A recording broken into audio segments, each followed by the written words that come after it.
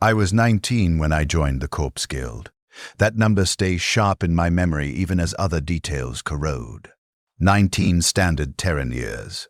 I remember because my father told me it was a good age to begin a trade, that the guild offered stability, that men who handled the dead never went hungry. He was correct on all counts, though not in the way either of us understood then.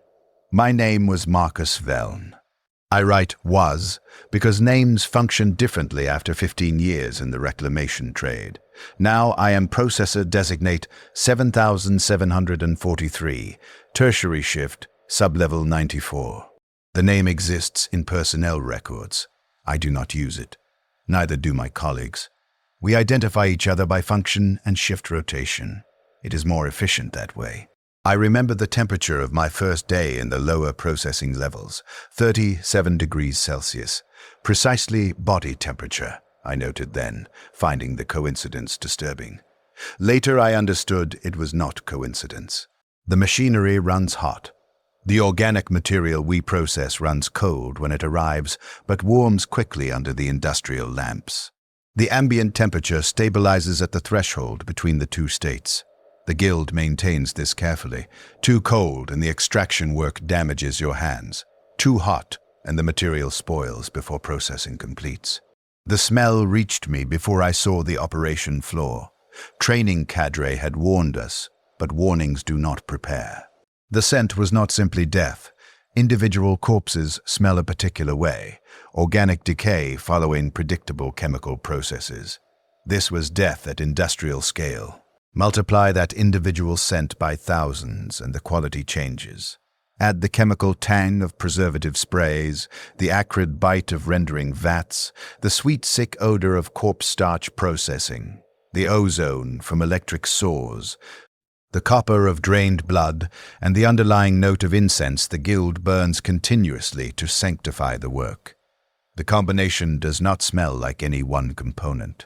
It creates its own category of sensory experience. You taste it on your tongue for hours after your shift ends.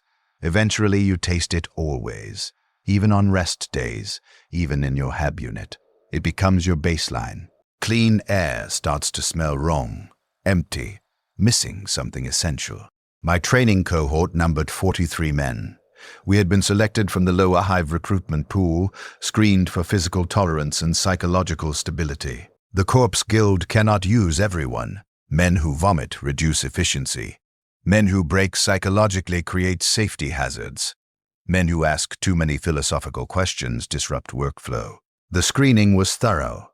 I passed because I could compartmentalize, the assessment officer told me. I could observe difficult things without allowing emotion to interfere with task completion. He marked this as an asset. He was correct. Supervisor Ganth met us at the entrance to processing section 41. I remember him with unusual clarity. 2 meters tall, augmented spine giving him perfect posture despite 40 years in the trade. His hands were the detail I fixated on. Massive hands, each finger reinforced with subdermal plating to prevent cuts, nails removed and replaced with keratin-bonded composite. Hands built for the work. He held them clasped behind his back as he delivered our orientation briefing. You will process 10,000 units per shift, he said. Units, not bodies, not corpses, not citizens. Units. Your section handles preliminary sorting and extraction. Speed determines your continuation in the guild. Squeamishness determines your immediate termination. The work is sacred. The work is necessary. The work is eternal. Questions are not encouraged. He showed us the intake chutes. Bodies arrived via gravitational slide from collection points throughout the upper Hive levels. They came down feet first mostly. Though orientation varied, the chutes deposited them onto conveyor systems that fed the processing floor. The machinery never stopped. The flow never ceased. Even at night, even during prayer shifts, the conveyors moved. I learned later that stopping the system would create catastrophic backlog within 4 hours. The dead do not wait for convenience. My first assigned task was sorting. Stand at the conveyor, assess each unit, route appropriately, Category 1, intact adults with harvestable organs. Category 2, intact adults without viable organs. Category 3, partial remains. Category 4, contaminated material requiring immediate cremation. Simple enough in theory. In practice, making these assessments at the speed required while maintaining accuracy took weeks to learn. The first body I processed was an elderly man. Malnutrition evident from visible ribs and sunken face. Head trauma, likely from a fall in the industrial sectors. His eyes were open. I noticed this particularly. Grey eyes, still holding some quality of the person he had been. I routed him to Category 2 after checking for augmetics that might complicate rendering. The conveyor carried him away. The next body arrived before I finished tracking his progress. Then the next, then the next. By the end of that first shift, 12 hours at the sorting station, I had processed 617 units. My hands moved mechanically after the first 100. Assessment became pattern recognition, harvest potential, contamination markers, structural integrity, the individual details, tattoos, scars, the particular arrangement of features that made each one a person who had lived. These became noise in the data. I learned to filter noise. We lost 3 men from the training cohort that first week. 1 vomited repeatedly and could not continue. 1 suffered psychological break during preliminary organ extraction training, began screaming about desecration and the Emperor's judgment. 1 simply did not return after second shift. The supervisor did not comment on the losses. Replacement workers arrived within days. The guild maintained its numbers as carefully as it maintained temperature in the processing levels. Joram worked the station adjacent to mine. I noticed him during the second week because he worked with unusual efficiency. Not fast, speed came with time, but with a methodical precision that seemed almost meditative. His hands moved in practiced patterns, assessments completed, and units routed without hesitation. During the brief rest period between shifts, I asked him how long he had been with the guild. 6 months, he said. His voice carried the flat affect common among processors. You develop rhythm. The rhythm carries you. Thinking disrupts rhythm. Let the work move through you, not you moving through the work. I remembered this. It proved accurate. By the 3rd week, I found the rhythm. My assessment speed increased by 40%. My accuracy rating reached acceptable threshold. Supervisor Ganth noted my progress in the daily briefing. Identified me as likely to complete probationary period. I felt something like pride, which I noted as curious given the nature of the work, pride in efficiency, pride in competence, pride in successful adaptation to industrial-scale death processing. The human mind adapts to anything given sufficient exposure and survival incentive. The facility processed an average of 9.7 million units annually. Our section handled 8% of total facility intake. I learned these statistics during the 4th week training module on guild operations and logistics. The instructor, a guild senior with 30 years service, presented the numbers without particular emphasis. 9.7 million per year for our facility alone. 17 facilities of similar scale distributed throughout the Hive city. Smaller processing centers in the Underhive handling local overflow. The city's population held relatively stable at 40 billion. 10 million deaths per day maintained equilibrium. The guild managed the flow. Without the guild, bodies would accumulate, disease would spread, infrastructure would collapse. We provided essential service. The guild is holy work, the instructor said. We maintain the cycle, from flesh to function, from death to sustenance. Nothing wasted. The Emperor provides, and we ensure his providence reaches those who remain. Corpse starch constituted 30% of Hive population caloric intake. This figure was not advertised, but was not hidden. Citizens knew. Citizens consumed. Citizens did not discuss. Alternative was starvation for billions. Agricultural substrate arrived from off-world in quantities insufficient for total population needs. The gap required filling. The guild filled it. rendered human tissue, processed and refined, fortified with synthetic nutrients, formed into standard ration blocks. Tasteless, textureless, adequate. I consumed it in the guild commissary like everyone else. The first time I consciously considered the source, my hands paused briefly. Then I continued eating. Efficiency demanded caloric intake. Philosophy was irrelevant to survival. The work was extraction primarily. Category 1 units went to harvest teams. These were skilled positions requiring anatomical knowledge and surgical precision. Hearts, lungs, livers, kidneys, eyes, skin, bone, all had value for the Medicae facilities serving the upper hive. The guild maintained contracts with hospital administrators. Quality tissue commanded premium prices. These profits funded guild operations and provided modest stipends to processors. I was not yet qualified for harvest work. That required additional training and demonstrated aptitude beyond basic sorting.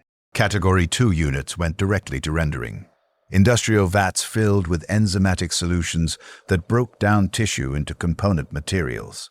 The process took 4 hours at optimal temperature. Output separated into multiple streams. Protein slurry for corpse starch production, mineral content for industrial chemical synthesis, lipids for lubricant manufacturing, bone meal for agricultural supplements and livestock feed, hair and nails for textile fiber. Even teeth had value, calcium phosphate for ceramics production. The rendering vats ran continuously, feeding production lines that fed the hive's endless hunger for resources. Category 3, partial remains, went to supplementary processing.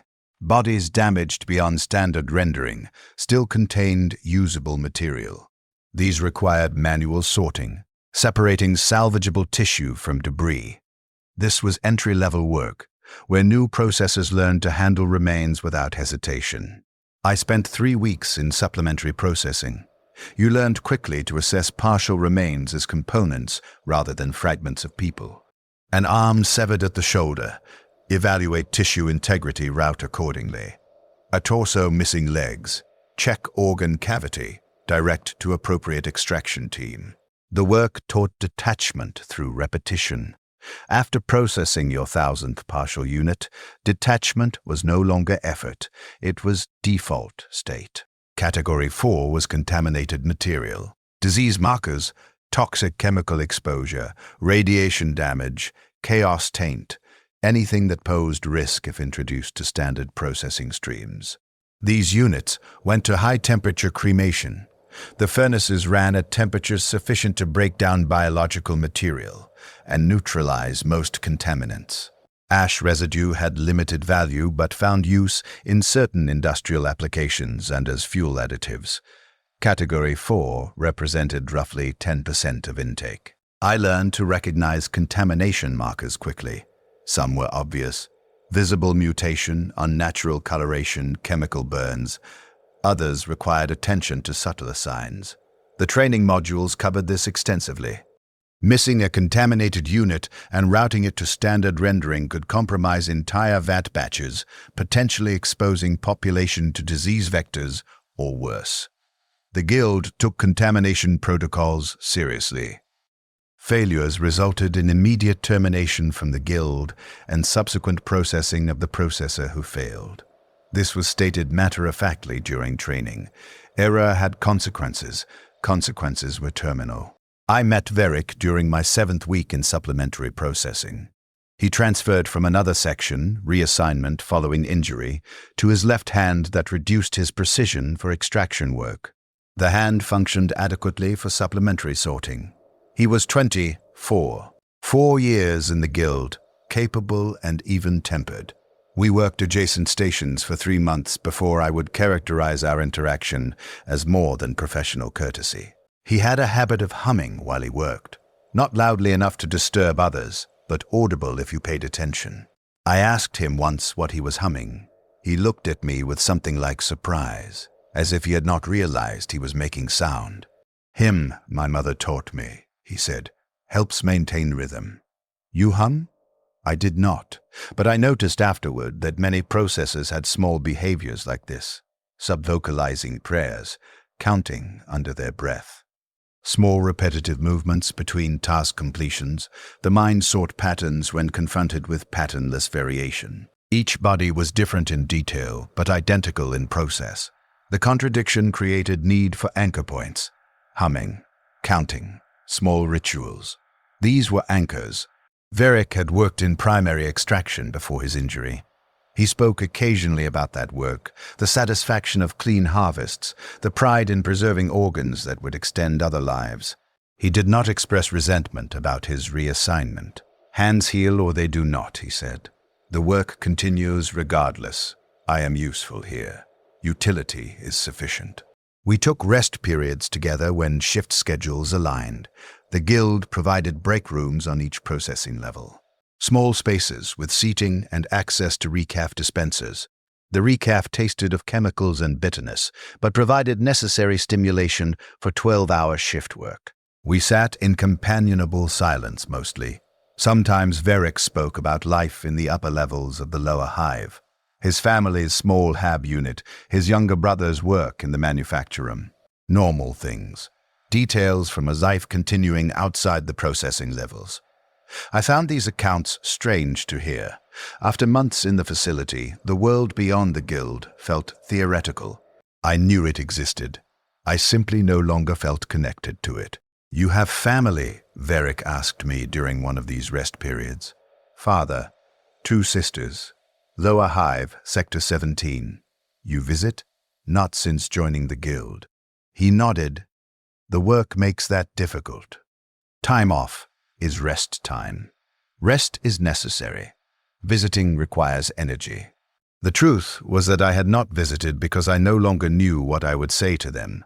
How do you describe processing 10,000 corpses per month to people who exist outside that context?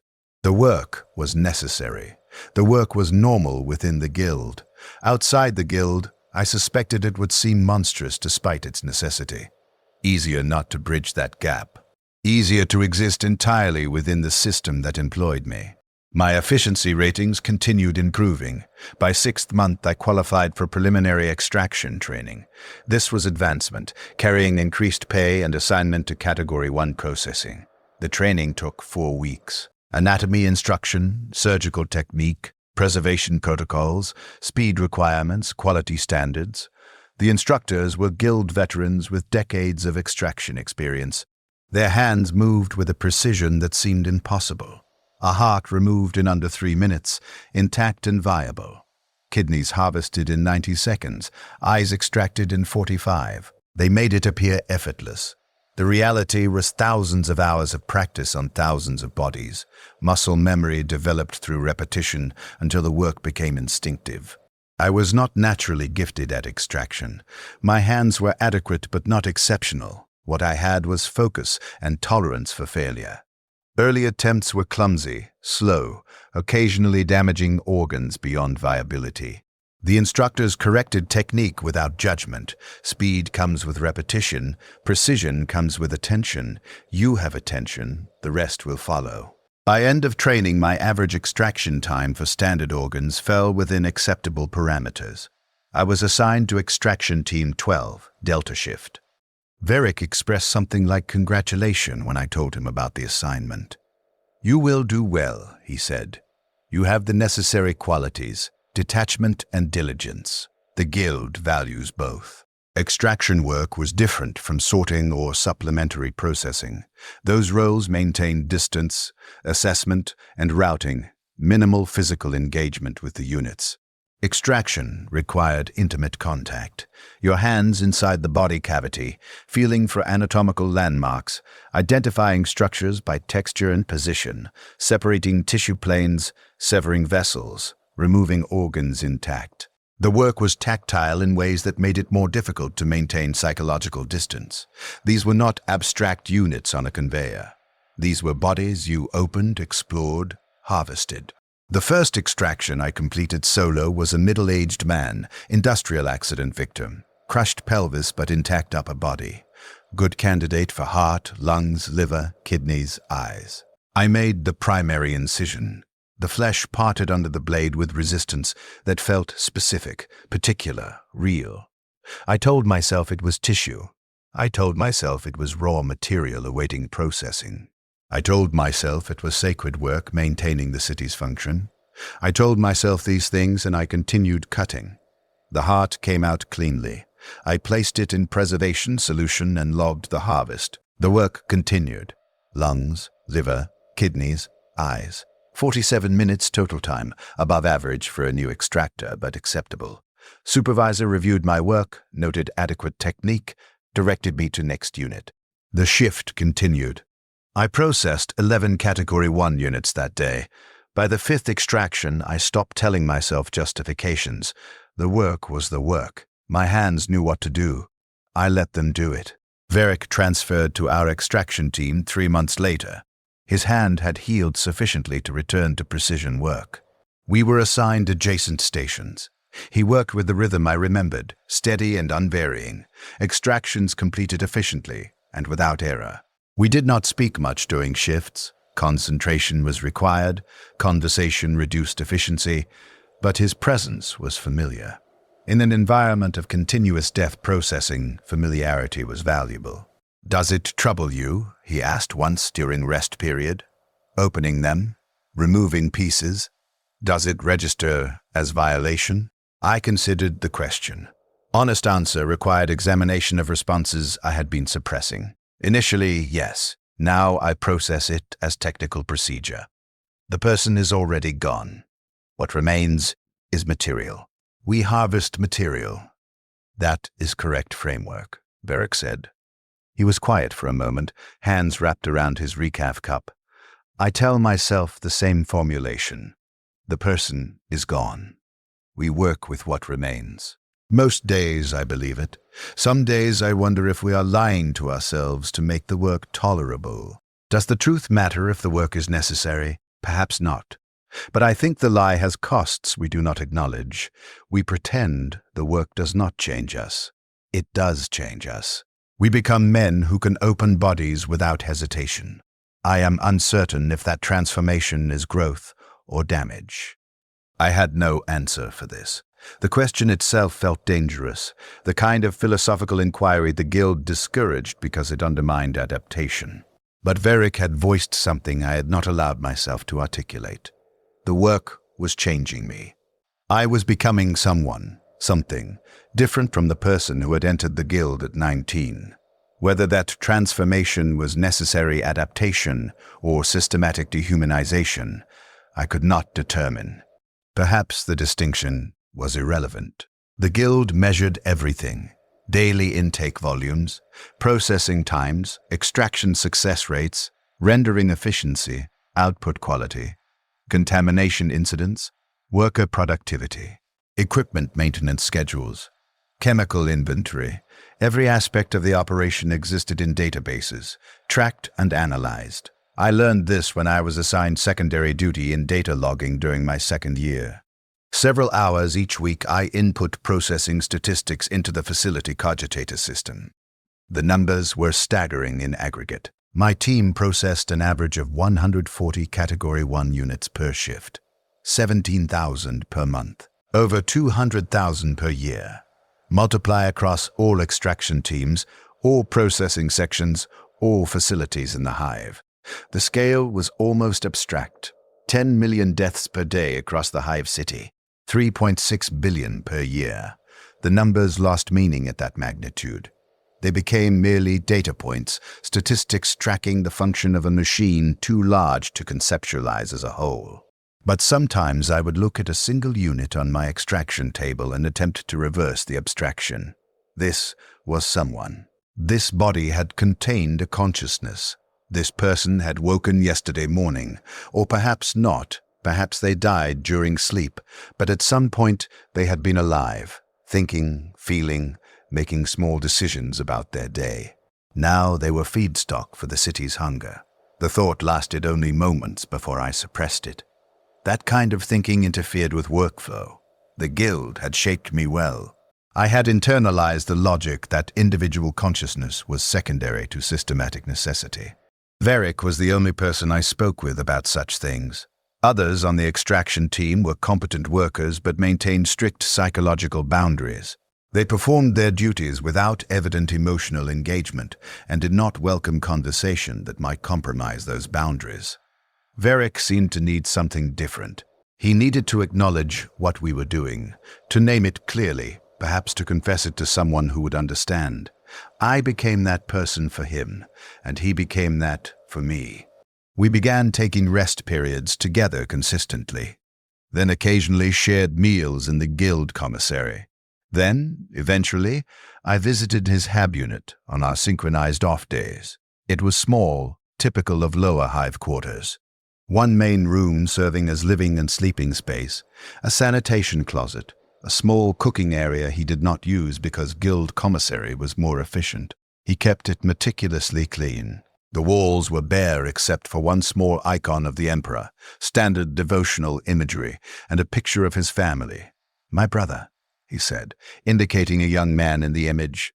16 now. Works manufacture and assembly. Good work. Honest work. He paused, looking at the picture. He asked me once what I do. I told him resource reclamation. He asked what that meant. I told him we process biological material for industrial applications. He did not ask further questions. I think he understood, but did not want to speak it directly. Does your family know specifically? Everyone knows what the guild does, but there is knowing abstractly and knowing specifically. I do not provide specific details. They do not request them. We maintain comfortable distance from the truth. It was the same dynamic that kept me from visiting my own family. The work created separation. We existed in a reality most citizens preferred not to examine directly. They benefited from our labor, consumed the food we enabled, used the products we supplied, but confronting the mechanism of that benefit was uncomfortable. Easier to let the guild function in the background, essential but unacknowledged. Varric's hands began shaking during our 3rd year in extraction work. Not constantly, but intermittently during shifts. I noticed during a routine harvest, his scalpel wavered slightly as he made the primary incision. He completed the extraction without error, but I saw him flex his fingers afterward, studying them as if they belonged to someone else. "Nerve damage from the original injury," he said when I asked. "It progresses, slowly but measurably. The Medicae said it would. Can they repair it? Augmetics are available for guild workers of sufficient seniority. I have another 2 years before I qualify." He looked at his hands with an expression I could not identify. Not quite resignation. Something more complicated. 2 years is a long time in extraction work. I did not understand the weight of that statement until 6 months later. The tremor in his hands worsened. His extraction times increased. His error rate climbed from negligible to occasionally significant. Supervisor Ganth noted the decline in weekly performance reviews. Varric was reassigned to less demanding extraction tasks, eyes and skin only, work that required precision but tolerated more variation. He accepted the reassignment without protest. "It is practical allocation of resources," he said. "I am less useful for complex extractions. The guild adapts my assignment to my current capabilities. This is logical." But something had changed in him. The tremor was physical manifestation of a deeper instability. He began speaking during shifts, violating the efficiency protocols we had maintained for years. Brief comments at first. Observations about the units we processed. This one was young, 17, perhaps 18. Whole life unmade. Or industrial accident. These marks indicate crushing injury. He probably lingered before death. Suffered. I told him to maintain focus. Individual details were noise. We processed material, not stories. He nodded but continued. The comments became more frequent, more specific, more troubling. "Do you think they knew?" he asked during one shift. "When the collectors came for their bodies, do you think the families understood their loved ones would become food, become lubricant, become components? They know the guild processes remains. The specifics are documented public information. Documented is different from understood. I think most people allow themselves not to understand. We consume the product without confronting the mechanism. It is psychologically easier. That is not relevant to our work. Perhaps it should be. He was quiet for a moment, hands moving through familiar extraction patterns despite the tremor. We tell ourselves the work is necessary. We tell ourselves we provide essential service. Both statements are accurate. But necessity does not erase what we do. We are breaking down human beings into raw materials. We do this to 10,000 bodies per month. Each of us, personally. Our hands perform this act. That is what we are. This kind of thinking was corrosive. It undermined the adaptation mechanisms that allowed us to function. But part of me recognized truth in what he said. We had become instruments of the city's consumption of itself. We were not monsters. We did not kill these people. But we were essential components in the mechanism that transformed human death into continued human survival. Without the guild, the system collapsed. With the guild, we were all cannibals. The entire hive, the entire imperium, wherever similar necessity existed. We had made peace with this because the alternative was unthinkable. Varric was beginning to think the unthinkable. His performance continued deteriorating. The tremor spread from his hands to his arms. His extraction times doubled. His error rate became unacceptable. Supervisor Ganth issued formal warning. Improvement was required within 30 days, or reassignment to non-technical roles would be mandated. Varric received the warning without visible reaction. That night, in his hab unit, he showed me his hands. The tremor was continuous now, a fine shaking he could not suppress. Nerve degeneration is accelerating, he said. The Medicae cannot explain why. Possibly toxin exposure from years of extraction work, possibly genetic predisposition. Etiology is uncertain. Prognosis is clear. I will lose fine motor function entirely within a year. Then you request augmetics now. Cite medical necessity. The Guild has provisions for essential workers requiring immediate intervention. Medical Board denied the request.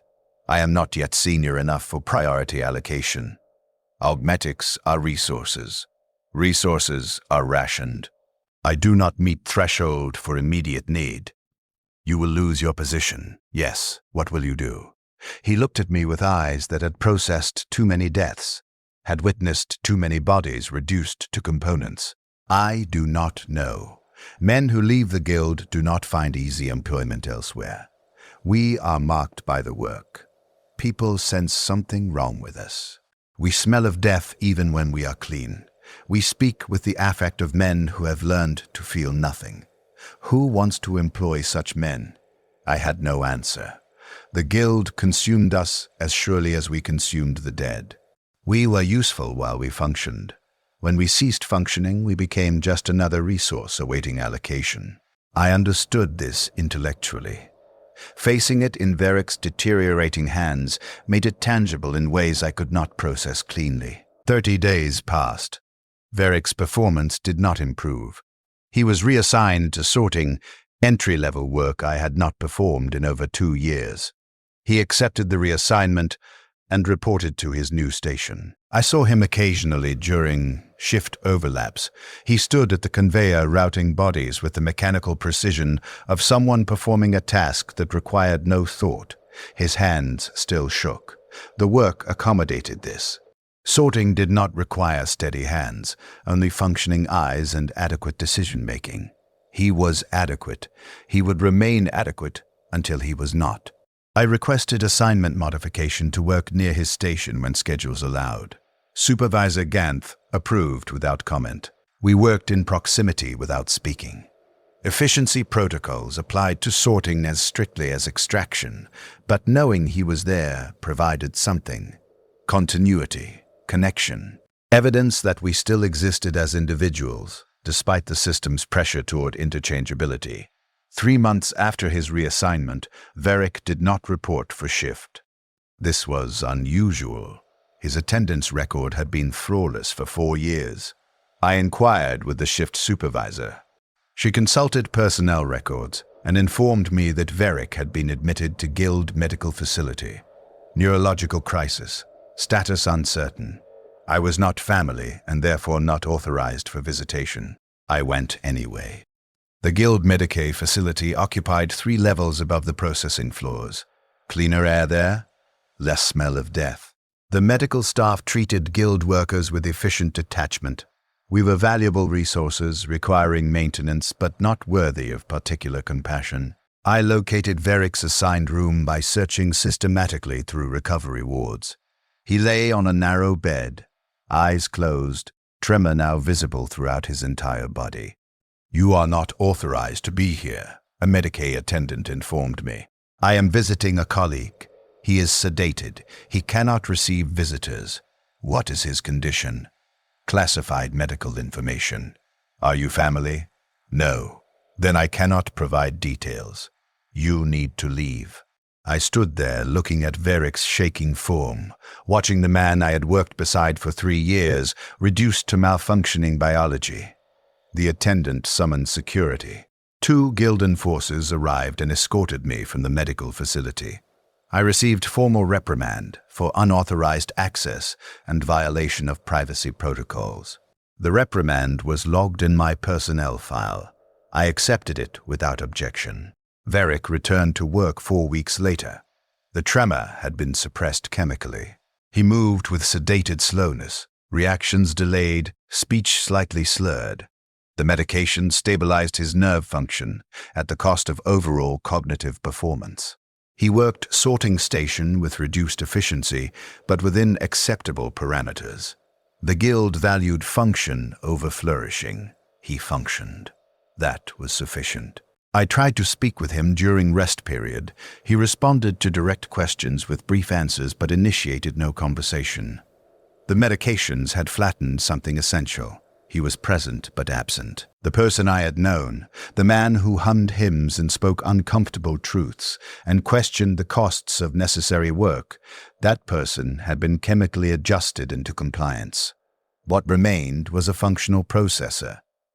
The Guild had saved his utility by eliminating the parts of him that interfered with utility. I should have recognized the signs. The increasing withdrawal, the longer periods of silence, the way he stared at the conveyor without seeming to see the bodies moving past. I had been trained to recognize death in bodies. I had not been trained to recognize death in living men. He stepped in front of the conveyor during Delta shift on a day I was working extraction 2 levels below. I learned about it during shift transition briefing. The supervisor delivered the information factually.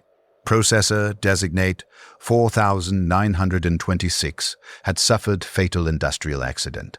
Body had been retrieved. Processing would continue per standard protocols. Team assignments were adjusted to accommodate the personnel gap. Questions were not encouraged. I went to the sorting level. The conveyor had been cleaned, but I could see where they had removed him. Slight discoloration on the belt. Small irregularity in the machine's rhythm where emergency stop had been activated, then released. The other sorters worked their stations without apparent disruption. The flow of bodies continued. One more death changed nothing at the scale we operated. I requested information about which processing stream Verrick had been routed to. The shift supervisor looked at me with something between pity and irritation. "Category 2, she said. "Standard rendering. Why does it matter? It matters. He is material now. Material goes where material is needed. You know this. You have processed thousands of units. Why is this one different?" I could not articulate an answer that would satisfy her, because he was the only person who had seen me as something more than a processing unit. Because he had helped me maintain connection to something human in an environment designed to eliminate humanity. Because he had spoken truths I needed to hear, even when I did not want to hear them. Because I had failed to recognize he was dying until death was the only option he could see.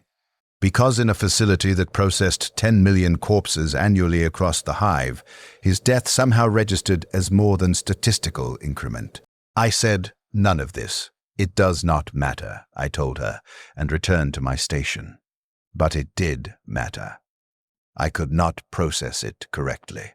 That night in my HAB unit, I sat in darkness, trying to calculate his path through the system. 4 hours in enzymatic rendering, tissue broken down into component streams, protein slurry routed to corpse starch production. His body would be refined, processed, distributed. Within a week, his physical form would be consumed by thousands of Hive citizens who would never know they were eating a man who had hummed hymns while harvesting organs. Who had questioned the costs of necessary work? Who had been ground down by the same system he had helped maintain? I thought about the corpse starch I had consumed earlier that day, about all the corpse starch I had consumed for 5 years, about the statistical certainty that I had eaten people I had personally processed. The knowledge had always existed intellectually. I had accepted it as practical necessity. But thinking about Varric specifically, about his tissue refined and distributed, about consuming someone I had known as a person rather than a unit, the abstraction collapsed. I vomited until my stomach was empty, then continued retching on nothing. The next day I reported for shift as scheduled. What else was there to do? The guild was my employment, my purpose, my identity. I had no skills beyond death processing. I had allowed myself no connections beyond the work. Varric's absence left a void I had no capacity to fill. I filled it with work, increased efficiency, volunteered for additional shifts, processed more units per week than any other member of Extraction Team 12. Supervisor Ganth noted my exceptional productivity. I was selected for commendation and modest pay increase. I accepted the commendation and continued processing. The rhythm Varric had taught me years ago still functioned. The work moved through me. I did not think. I did not feel. I extracted organs with mechanical precision, logged harvests, moved to the next unit, thousands of units. Each one someone who had died, each one someone who would be consumed. The city eating itself. The Imperium eating itself. Survival through cannibalism. Necessity through horror. Time began functioning differently.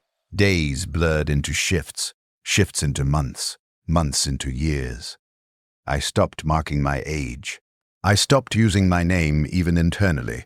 I was processor designate 7743. Function without identity. Component without consciousness. The guild had achieved its perfect adaptation. I no longer questioned. I no longer wondered. I no longer remembered why either had once seemed important. New workers arrived. I trained them in extraction techniques with the same efficient detachment my instructors had shown me. Explained anatomy. Demonstrated incisions. Corrected errors without judgment. Some adapted successfully, some broke psychologically, some simply disappeared. I processed this variation without emotional investment. The guild would maintain its numbers. Individual workers were interchangeable. I had learned this truth thoroughly. I was assigned to preliminary assessment when I reached 8 years of service. Senior workers with extensive experience served as evaluators for incoming training cohorts. We identified men likely to adapt and men likely to fail. Saved the guild resources by filtering early. I was efficient at this assessment. I could observe a worker's first reaction to the processing floor and predict with 87% accuracy whether he would complete probationary period. The successful ones showed particular qualities: compartmentalization, emotional suppression, tolerance for systematic dehumanization dressed as necessary work. The ones who retained too much empathy failed. Empathy was inefficient. The guild could not use empathetic men. During one assessment cycle, a young worker, 19, same age I had been, asked me how long I had served the guild. I calculated briefly, 11 years. Does it get easier? The work? No. You become different. The difference makes it possible. He absorbed this. What did you do before the guild? I tried to remember. The memory was there but distant, corrupted by years of not accessing it. I do not recall specifically. Lower Hive work, manual labor of some variety. It is not relevant. Do you have family? I do not know. I have not maintained contact. He looked at me with something like horror, recognizing what he might become, what he was already becoming by asking these questions to someone who had forgotten how to answer them. I felt I should say something helpful, some guidance that would ease his transition. But I had no guidance to offer.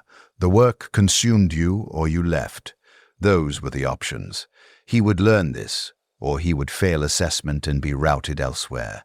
Either way, my input was irrelevant.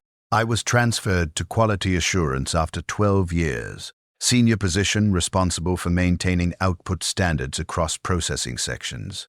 I inspected rendering vats, verified extraction quality, audited contamination protocols. The work took me throughout the facility. I saw every stage of the operation: intake, sorting, extraction, rendering, packaging, distribution, the complete cycle of death transformed into survival. The facility operated with remarkable efficiency, 10,000 units processed per day in our section alone. Minimal waste, optimal resource recovery. The machinery rarely failed. The workers rarely questioned. The system perpetuated itself through sheer momentum and necessity. I maintained quality standards that kept the system functioning smoothly. I was good at this work, perhaps better than I had been at extraction. Quality assurance required detachment and systematic thinking. I had cultivated both qualities thoroughly. I began to notice patterns in intake volumes. Seasonal variations correlated with upper hive industrial accidents, spikes following gang violence in the underhive, steady baseline of age-related deaths, occasional surges following disease outbreaks or structural failures. The bodies told stories if you learned to read the data, not individual stories. Those were irrelevant, population-level patterns. The hive as organism, constantly producing its own dead, constantly consuming them, maintaining equilibrium through efficient recycling. One day, during routine quality audit, I observed a young extractor working with unusual precision. His hands moved in practiced patterns, assessments completed without hesitation. He hummed while he worked, very quietly. A hymn I recognized but could not place initially. Then I remembered. Varric had hummed that hymn years ago, when we had worked together, when I had still been someone capable of friendship. I approached the young extractor during rest period. "You hum while working. Where did you learn that hymn?" He seemed surprised to be addressed. "My trainer taught me, said it helps maintain rhythm." "You know it?" "Long time ago." I paused, trying to access memories that felt increasingly like archived data rather than personal experience. "Who was your trainer?" He told me a name I did not recognize. Probably someone from another shift. The hymn had spread, passed from worker to worker. Varric's small ritual had outlived him. This should have meant something. I tried to feel what it should mean. The feeling would not generate. I had suppressed emotional response too successfully. Now when I needed to access it, the pathway no longer functioned. "Thank you," I told the young extractor, and moved on to complete my audit. That night in my hab unit, I attempted to reconstruct Varric's face from memory. I could not.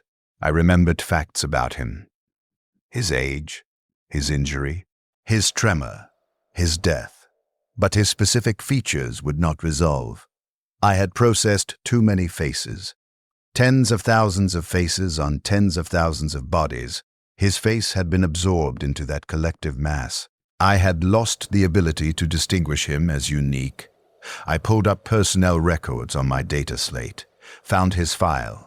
Processor designate 4926. Service record. Performance evaluations. Medical reports. Death notification. And a personnel image. I looked at his face.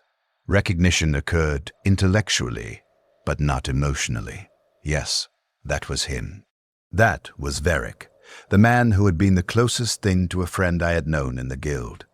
Looking at his image produced no emotional response, no grief, no nostalgia, no connection. Just recognition of archived data. He had become like all the others, a unit, material, information without meaning. I understood then what I had become. The guild had not simply trained me. It had transformed me, systematically eliminated the parts of my consciousness that interfered with efficient processing. I was no longer Marcus Veln. I was no longer even processor designate 7743. I was a component, a subsystem within a larger system. Functional, efficient, and fundamentally hollow. The person I had been at 19 was dead. He had died gradually across 13 years. No one had noticed because the body continued functioning. But the consciousness that had once inhabited this body had been processed as thoroughly as any corpse on the conveyor. This recognition should have disturbed me. It did not. The capacity for disturbance had been eliminated along with everything else. I noted the recognition, filed it appropriately, and continued my routine. What else was there to do? I was built for this work now, built by it, remade into precise instrument for maintaining the machinery of death. Years continued. I was promoted to section supervisor after 16 years of service. Managed 6 processing teams across 3 shifts, responsible for efficiency ratings, personnel evaluation, equipment maintenance coordination. The work was administrative primarily. I rarely touched bodies anymore. Supervised those who did. The detachment that had once been effort was now so complete I could observe the entire operation without emotional interference. I saw the system clearly. 10 million deaths per day across the Hive. Essential service, necessary work. Horror so normalized it was invisible to those performing it. I implemented efficiency improvements that increased our section's processing capacity by 14%, reduced contamination incidents through improved protocols, maintained equipment at optimal function. These achievements were recognized with commendations and increased authority. The Guild valued excellence. I provided excellence. The cost of that excellence was the complete elimination of my humanity. The Guild considered this a fair trade. I no longer had the capacity to disagree. I trained new supervisors with the same systematic thoroughness I had once trained extractors. Taught them to view workers as resources requiring management. Taught them to measure everything, feel nothing. Taught them the Guild's sacred truth. The work is necessary, therefore the work is good. Therefore we who perform the work are good. Therefore questioning the work is questioning necessity itself. The logic was circular but unassailable within its own framework. Those who could accept this logic advanced. Those who questioned were filtered out. The system preserved itself through careful selection and systematic conditioning. During my 20th year in the Guild, I was assigned to Facility Expansion Project. Upper Hive population growth required increased processing capacity. New sections were constructed in adjacent sub-level caverns, new conveyors installed, new rendering vats brought online, new workers recruited and trained. I supervised intake configuration for the expansion, designed workflow patterns, optimized routing. When the new sections activated, they processed an additional 2,000 units per day, 40% efficiency increase for the facility. The Hive could now grow faster, knowing the Guild would handle the corresponding increase in death. We enabled expansion through efficient body disposal. This was our purpose. This was my achievement. The expansion required me to work extended shifts for several months, 20-hour days during critical activation phases. I functioned adequately. Sleep became brief periods of unconsciousness between work sessions. Food became fuel consumption without attention to taste. My HAB unit became merely the place I went when work temporarily concluded. I had no life separate from the Guild. The Guild was life. Everything else was maintenance activity, supporting my capacity to serve the Guild. I was 41 when I began experiencing neurological symptoms, tremors in my hands, initially minor, easy to dismiss, but progressive. Over 6 months, the tremor worsened. I recognized the pattern. I had seen it before in someone whose face I could no longer recall clearly, but whose name remained filed in my memory. Varric. This was what had happened to Varric. Medical assessment confirmed nerve degeneration. Etiology uncertain, but likely related to decades of exposure to processing chemicals and rendered organic compounds. The tremor would progress. Motor function would degrade. Timeline was variable, but outcome was certain. I would eventually lose capacity for fine motor control. Administrative work could continue for some time. Eventually, even that would become impossible. I was eligible for augmetics. 20 years of service qualified me for priority medical intervention. The Medicaid presented options: neural implants to bypass damaged pathways, mechanical hand replacements, comprehensive nervous system augmentation.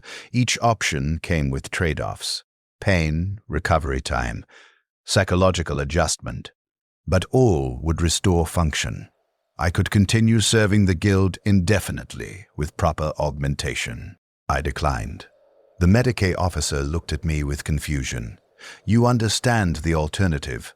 Without intervention, you will lose functionality. You will be unable to continue your duties. The Guild will be forced to terminate your employment. I understand. Then why refuse treatment? You have earned this benefit through 2 decades of exemplary service. The augmentation will preserve your utility. I could not articulate a clear answer.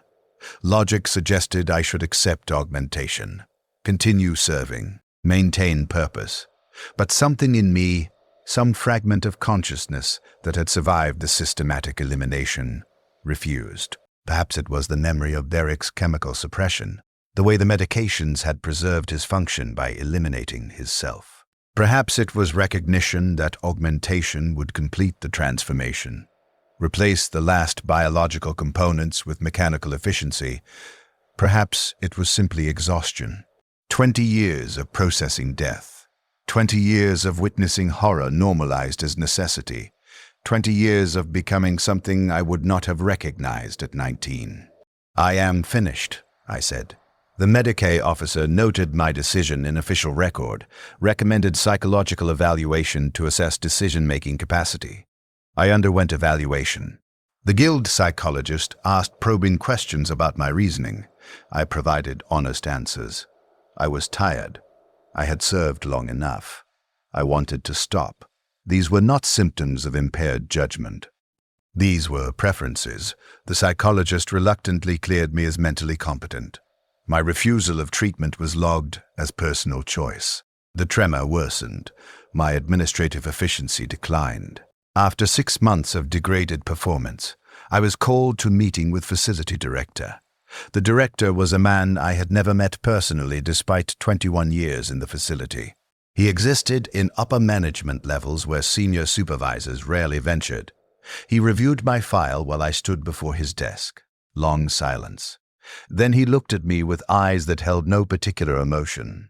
Assessment without judgment. You have served the Guild with distinction, he said. Your contributions to facility efficiency are noted and valued. However, your current medical condition prevents continued effectiveness in your role. Without augmentation, termination is necessary. Do you understand? Yes. You have 30 days to reconsider the augmentation option. If you maintain your refusal, your employment will be terminated at that time. You will receive standard severance compensation and documentation of service. Do you have questions? No. Dismissed. I returned to my duties. Completed my remaining shifts with degrading efficiency. The tremor made even basic administrative tasks difficult. Workers I supervised began routing questions to other supervisors. I was becoming irrelevant. The system was already adjusting to my absence. I would leave, and someone would fill my role, and the processing would continue exactly as before. 21 years of service, and my departure would register as minor adjustment in staffing allocation. 30 days passed. I did not reconsider. I reported to personnel processing for termination documentation. They provided standard forms: compensation calculation, service verification, recommendation documentation for future employment. The clerk processing my termination was young, efficient, utterly indifferent. I was a data entry. One more personnel transaction in an endless series. He completed the paperwork, transmitted it for approval, handed me documentation. Your access to Guild facilities terminates immediately, he said. You are required to return all Guild property and vacate the premises within 1 hour. Do you need assistance with personal effects removal? I have no personal effects in the facility. Then you are free to depart. The Guild thanks you for your service. I left. Walked through the facility I had inhabited for 21 years, past the processing floors where I had learned to harvest organs, past the rendering vats I had maintained, past the sorting stations where Varric had worked his final months, past training rooms where I had shaped new workers into instruments of efficient death. The machinery continued its rhythm. The conveyors moved. The work persisted. I walked out, and the work did not pause. The system had no need to acknowledge my departure. Outside the facility, I stood on the platform of the transit station and tried to determine where to go. I had no destination. My HAB unit was paid through end of the month using severance compensation. After that, I would need to find other accommodation or other work. The probability of finding work was low. I was 41. I had one marketable skill, death processing, and I could no longer perform it effectively. I had no family connections I had maintained, no social network beyond the guild I had just left. I was thoroughly alone in a hive city of 40 billion people. I rode the transit to my HAB unit, sat in the small room that had been my residence for 20 years, looked at the bare walls, the sleeping platform, the small closet containing my few possessions. This was what remained after dedicating 2 decades to the guild. A room, some clothing, documentation of service, and hands that shook too much to be useful. I thought about Varric stepping in front of the conveyor. I understood now what he had felt. Not despair exactly, more like recognition of inevitability. The system consumed everyone eventually. Some were processed as corpses.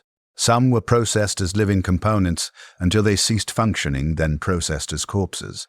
The destination was identical. Only the timeline varied. Varric had chosen to accelerate his timeline, had chosen to stop participating in the machinery of cannibalism, had chosen death as autonomy in an environment that eliminated all other forms of choice. I could make the same choice. Nothing prevented me. Walk to the edge of the hive level and step off. Quick death. Relatively painless. End of consciousness. End of carrying 21 years of accumulated death. My body would be collected by the guild, processed through familiar systems, rendered into components, fed back into the population. Complete the cycle. Become literally what I had been figuratively, fuel for the hive's endless hunger. But I did not. I sat in my HAB unit and did nothing. Not because I valued my continued existence, because I did not value it enough to make effort toward ending it. I had become so thoroughly passive that even suicide required more volition than I possessed. I was not alive in any meaningful sense. I was simply continuing. Biological momentum. Cellular processes persisting without purpose. Days passed, then weeks. My severance compensation dwindled. I consumed corpse starch from local distribution centers. The irony did not escape me. I was eating the product I had helped create. Perhaps eating people I had personally processed. The cycle completed. I was now on the consumption side rather than the production side, but I remained part of the system. There was no outside. Everyone in the hive participated in the cannibalism. Everyone consumed the dead. I had simply seen the mechanism more clearly than most. I began walking the lower hive levels during hours I had once spent working. No destination, no purpose, simply movement. I observed the population, billions of people, working, sleeping, eating, dying.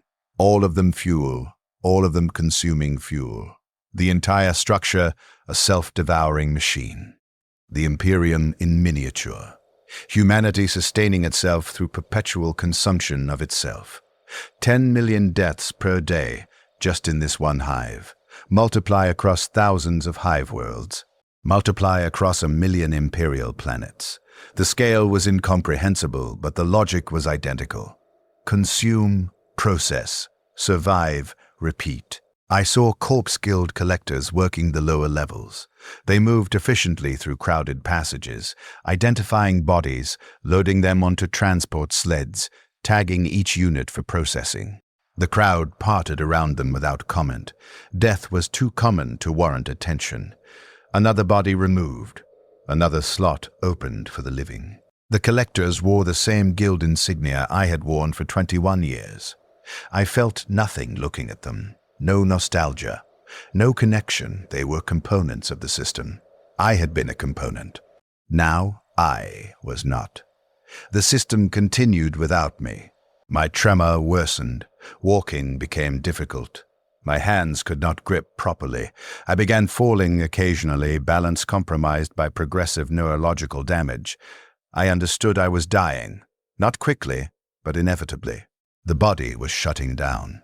Eventually, I would collapse somewhere and the collectors would come. Tag me, load me, process me. I would pass through the facility I had served for 2 decades. Sorted, extracted, rendered, consumed. The thought produced no fear, only a sense of completion. I would become what I had made of others. Symmetry. I thought often about Varric during these final months, tried to access memories of our conversations. Most were corrupted, details lost, but I remembered fragments. His questions about whether the work was changing us. His observation that necessity did not erase what we did. His recognition that we had become men who opened bodies without hesitation, and his uncertainty whether that was growth or damage. I had not had answers for him then.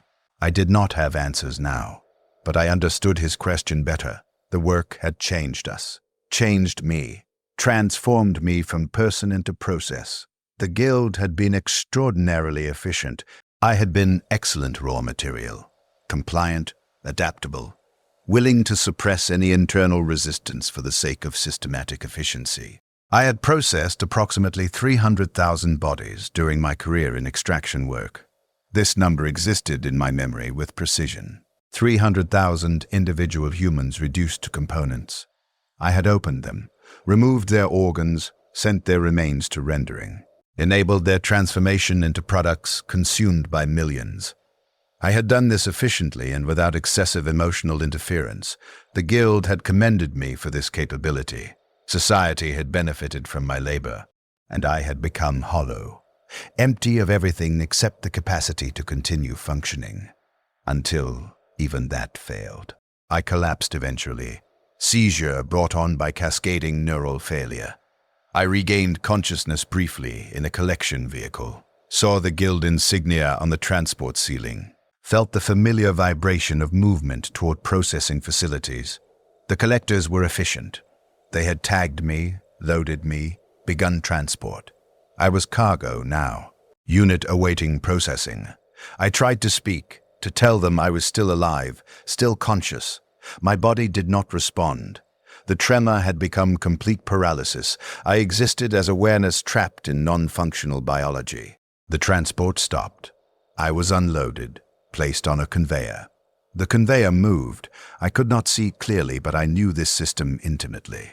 I had worked these conveyors for years. I knew exactly where I was going.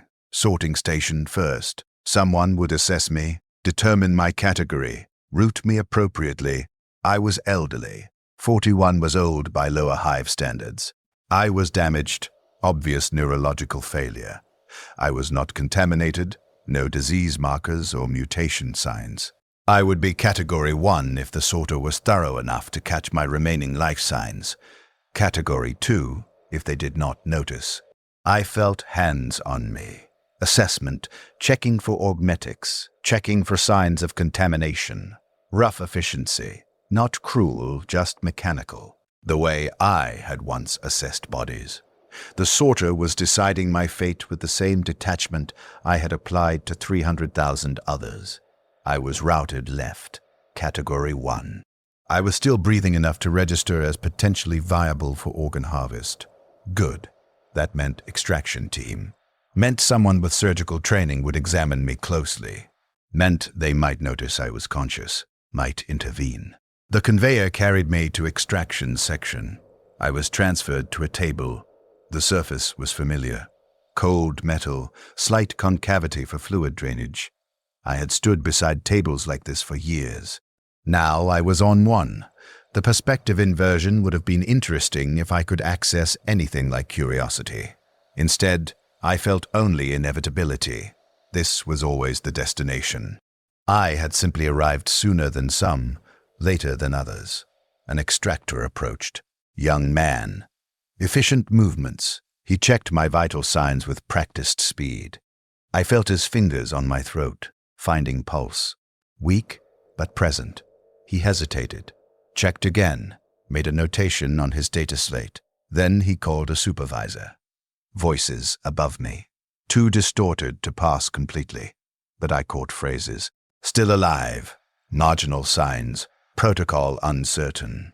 The supervisor checked me personally. More thorough examination. He leaned close, looking at my face. For a moment our eyes met. I saw his recognition, not of me personally. My features were too deteriorated for that. Recognition of what I was. A worker. One of them. Guild insignia still visible on my worn clothing. He understood. This was not some anonymous lower Hive corpse. This was someone who had served, someone who had processed others and was now being processed in turn.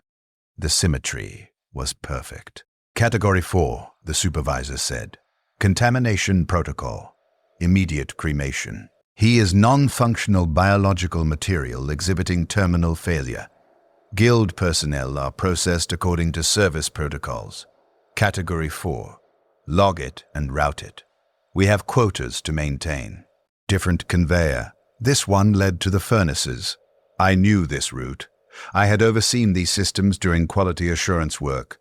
The furnaces ran at temperatures sufficient to eliminate all biological material. Fast death. Probably the most merciful the Guild offered. The supervisor had given me that gift, recognition of service. Quick ending rather than slow extraction while paralyzed but conscious. Heat increased as I approached the furnace bay. I could not move, could not speak, could not even close my eyes. But I was aware, conscious until the end. Witnessing my own processing, the conveyor carried me to the furnace intake.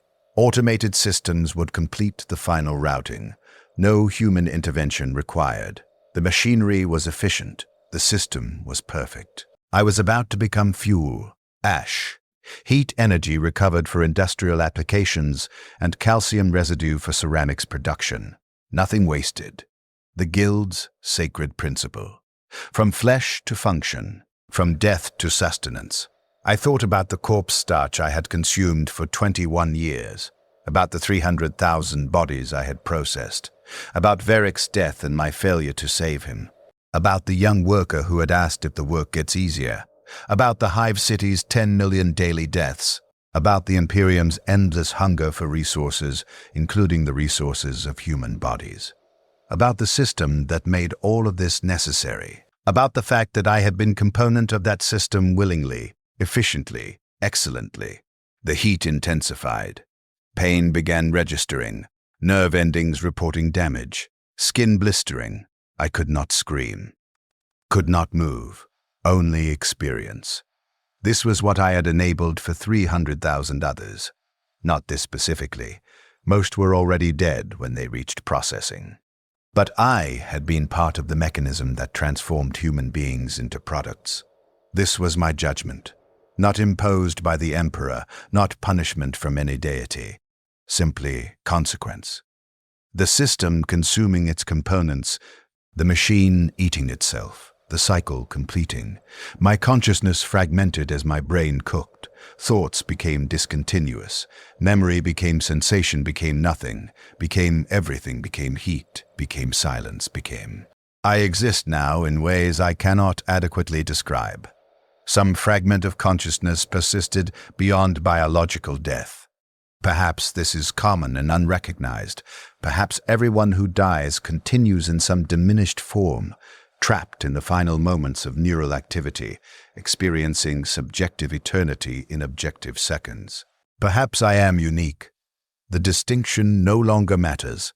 I have no body, no sensory input, no external reference. Only recursive thought, memory cycling through itself. I am trapped in the archive of my own experience, unable to move forward, unable to truly end. This is the final processing, not the furnace. This, consciousness without terminus, awareness without escape. I process my memories continuously, 300,000 bodies. Each one I can recall with perfect clarity, now that linear time has ceased to constrain my cognition. I see every face, every extraction, every harvest, every routing decision. The work I performed with detachment I now experience with complete recognition of what I did. Not guilt, I am beyond moral categories. Recognition. Data processed thoroughly. I was an instrument of systematic cannibalism. I was excellent at this work. These facts coexist without resolution. I think about the Imperium constantly. All of it, not just my hive, not just the Corpse Guild, but the entire structure, 1,000,000 worlds, quadrillions of humans, all of them consuming each other in various ways. Some planets process their dead as mine did, others use different mechanisms. But the principle is identical. Humanity survives by devouring itself. The Imperium is a machine that runs on human suffering, human death, human transformation into fuel. It has persisted for 10,000 years. It will persist for 10,000 more, not because it is good. Because it is efficient. Because the alternative is extinction. Because necessity has replaced morality as the fundamental ordering principle. I am component of this machine still. My body was rendered into ash and residue. The residue was processed into products. Those products were distributed and utilized. My physical matter continues serving the Imperium, and my consciousness, this trapped fragment of awareness, continues serving by bearing witness. I am archive. I am testimony. I am the record of what the machine costs. Does anyone receive this testimony? I do not know. I exist without audience, without recipient, without purpose beyond the compulsion to process and record. Perhaps this is eternal. Perhaps this is hell. Perhaps this is simply what remains when a human consciousness is optimized for witnessing death. It continues witnessing, continues processing, continues attempting to calculate meaning from horror, long after the body that housed it has been consumed by the system it served. If I could offer wisdom to those who still exist in functional bodies, it would be this. The work is never just the work. What you do changes what you are. The Guild taught me to process bodies without feeling. I became someone who could not feel. The efficiency was excellent. The cost was everything that made feeling valuable. You cannot serve a system built on horror without becoming horrible. Not evil. Evil implies intention, agency, choice. Horror is what you become when you adapt perfectly to machinery of death. You become efficient. You become empty. You become echo of yourself, performing familiar patterns long after the reason for performing them has been forgotten. The hive continues above me, below me, around me.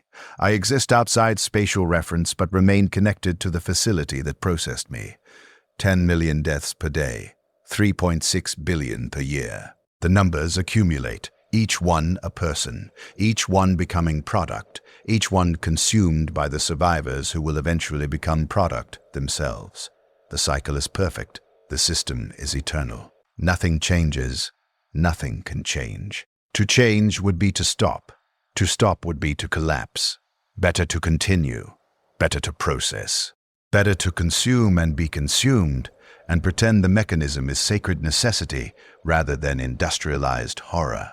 I carry 300,000 deaths in my archive. I carry Virik's death with particular weight. I carry my own death, experienced fully, remembered eternally. I carry the knowledge of what I was, and what I became, and what I enabled. This is my purpose now. This is my function. I am witness. I am mourning. I am testament. The Emperor protects, they say. I waited 22 years for protection that never came. The Emperor consumes. That protection is equally absent. We protect ourselves through efficient harvest of our own dead. We consume ourselves through systematic cannibalism. We call this necessary. We call this sacred. We call this the Imperium. All of these names are accurate. None of them change what it costs. I exist. I process. I witness. I continue. The work is eternal. I am the work. The work is me. We are the Imperium. We are the machine that eats itself. We are necessary horror. We are efficient death. We are survival purchased with humanity. We are the price. We are the cost. We are what remains when the cycle completes and consciousness continues and testimony is all that persists. I processed 300,000 bodies in my service to the Corpse Guild. Now I am processing myself eternally, completely, without end. This is how a hive city disposes of 10 million corpses per day. This is what that disposal costs. This is who performs that work. This is what they become. This is testimony. This is archive. This is warning. This is what remains.